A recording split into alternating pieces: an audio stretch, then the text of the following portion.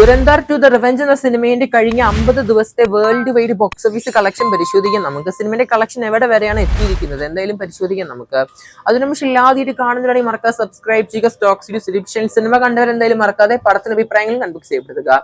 Dhurandhar to the revenge നിലവിൽ പടത്തിന്റെ collection update പരിശോധിക്കുകയാണെങ്കിൽ കേരളത്തിലെ സിനിമയ്ക്ക് എന്തായാലും കേരളത്തിലെ തന്നെ ഏറ്റവും ഹയസ്റ്റ് ഗ്രോസിംഗ് ആയ ഒരു ബോളിവുഡ് സിനിമ നോക്കുകയാണെങ്കിൽ അത് നമ്മുടെ ദുരന്തർ ടു ദ റിവെഞ്ച് എന്ന സിനിമയാണ്.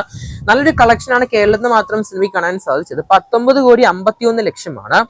ഇനി സിനിമയുടെ തമിഴ്നാട് പരിശോധിക്കുകയാണെങ്കിൽ 38 കോടിനടുത്താണ്, ആന്ധ്രാപ്രദേശ് 28 കോടി, തെലുങ്കാന 71 കോടി, കർണാടകയാണ് ഓൾമോസ്റ്റ് 100 കോടിന് മുകളിൽ 141 കോടിന് മുകളിലൊക്കെയാണ് നമ്മുടെ കർണാടക കളക്ഷൻ. അങ്ങനെ ടോട്ടൽ സൗത്ത് സ്റ്റേറ്റിൽ നിന്ന് മാത്രം സിനിമ നേടിയെടുത്തത് 299 കോടിന് മുകളിലാണ്, അല്ലെങ്കിൽ 300 കോടിന്റെ അപ്രോക്സ് കളക്ഷൻ ആണ് സിനിമ കഴിഞ്ഞ 50 ദിവസം കൊണ്ട് സൗത്ത് സ്റ്റേറ്റിൽ നിന്ന് മാത്രം നേടിയെടുത്തിരിക്കുന്നത്, അല്ലെങ്കിൽ നമ്മുടെ സൗത്ത് ബോക്സ് ഓഫീസിൽ നിന്ന്. എന്തായാലും പടം എന്തായാലും 300 കോടിയിലോട്ട് പോവുകയാണ് സൗത്ത് നിന്ന് മാത്രമായിട്ട്. ഇനി സിനിമേന്റെ വേൾഡ് വൈഡ് ബോക്സ് ഓഫീസ് പരിശോധിക്കാം. നമുക്ക് വേൾഡ് വൈഡ് പരിശോധിക്കുകയാണെങ്കിൽ സിനിമയ്ക്ക് അപ്രോക്സിമേറ്റ് ആയിട്ട് നിലവില് 1794 കോടി 57 ലക്ഷമാണ് നിലവിൽ 50 ദിവസം കൊണ്ട് സിനിമയുടെ കളക്ഷൻ കാണാൻ സാധിക്കുന്നത്.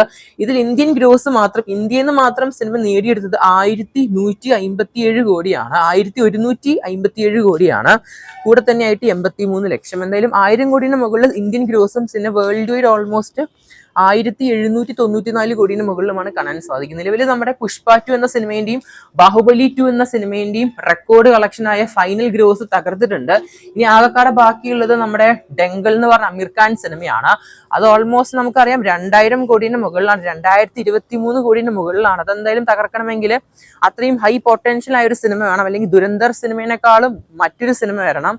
ദുരന്തർ 2 എന്ന സിനിമയ്ക്ക് നമുക്കറിയാം സിനിമയ്ക്ക് ഒരു ആവറേജ് റെസ്പോൺസ് ആയിരുന്നില്ല. ഓൾമോസ്റ്റ് പോസിറ്റീവും ഉണ്ട്, അതുപോലെ തന്നെ നെഗറ്റീവും ഉണ്ടായിരുന്നു. ഒരു പോസിറ്റീവ് നെഗറ്റീവ് മിക്സ്ഡ് ആണ്, ഒരു മിക്സ്ഡ് ആയ അഭിപ്രായങ്ങൾ. കാരണം മെയിൻ ആയിട്ട് പറയുന്നത് പ്രൊപ്പഗാൻഡ എന്ന് പറഞ്ഞ ടേം തന്നെയാണ്. അതുകൊണ്ട് തന്നെ സിനിമയ്ക്ക് അങ്ങനെ ഒരുപാട് കളക്ഷൻ കയറി വന്നിട്ടുണ്ട്. പിന്നെ അങ്ങനെ കുറെ ടോക്ക് വന്നുകൊണ്ട് തന്നെ സിനിമയുടെ കളക്ഷനിലും അത് നല്ലപോലെ ബാധിച്ചിട്ടുണ്ട്. അല്ലെങ്കിൽ സിനിമ എന്തായാലും ഉറപ്പായിട്ടും ഡെങ്കൽ എന്ന സിനിമയുടെ ഫൈനൽ കളക്ഷൻ പെട്ടെന്ന് തന്നെ മറികടക്കേണ്ടതായിരുന്നു. പക്ഷെ എന്തായാലും സിനിമ എന്തായാലും അത് തകർക്കാൻ പോകുന്നില്ലെന്ന് തന്നെ വ്യക്തമായിട്ട് പറയേണ്ടി വരും. കാരണം ഡെങ്കൽ സിനിമയ്ക്കൊക്കെ നല്ല ലോങ് റണ്ണാണ് ലഭിച്ചത്. 50 ദിവസത്തിന് മുകളിലേക്കാണ് ആ സിനിമയ്ക്ക് ആ ഒരു സമയത്ത് ലോങ് റണ്ണ് ലഭിച്ചത്.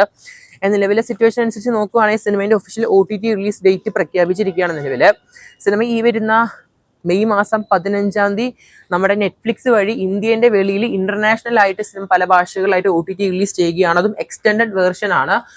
അൺകട്ട് സീൻസ് ഒക്കെ വരുമെന്ന് പറയുന്നുണ്ട്. ഓൾമോസ്റ്റ് 3 മണിക്കൂർ 52 മിനിറ്റ് ആയിട്ട്.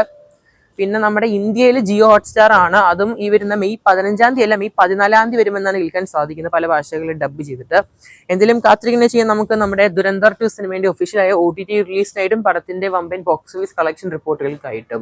എന്തായാലും കൺബോക്സ് ചെയ്യപ്പെടുക പടത്തിന്റെ അഭിപ്രായങ്ങൾ കാത്തിരിക്കുന്നത് ചെയ്യുക. കൂടുതൽ മലയാള സിനിമകളിലും മറ്റ് സിനിമകളിലും ബോക്സ് ഓഫീസ് കളക്ഷൻ അപ്ഡേറ്റുകൾക്കായിട്ട്.